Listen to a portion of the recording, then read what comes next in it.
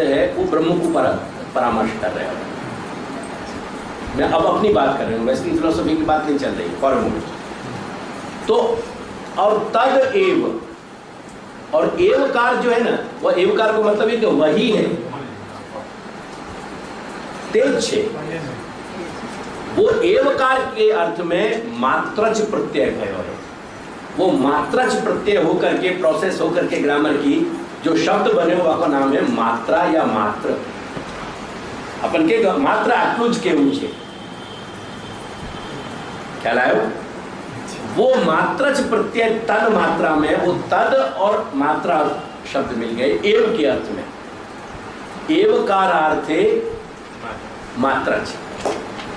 वासु तन मात्रा शब्द बने, वो पद बने। तन मात्रा को मतलब क्या भयो? शब्द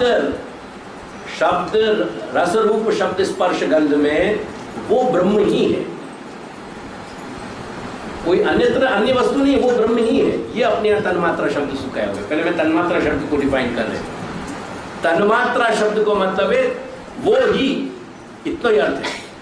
કેમ કે એવના અર્થમાં એવકારના અર્થમાં પેલો માત્ર જ પ્રત્યય થયો છે અને એમાંથી ચ જતો રહ્યો એટલે માત્ર રહી ગયો, એટલે તન અને માત્ર મળીને તત અને માત્ર, અને પેલો મ છે એના કારણે પેલો તતનો ત જે હતો ખોડો એ ન બનીને એની સાથે જોડાઈ ગયો, એટલે તન માત્ર થઈ ગયું, તન માત્રા। એક વાત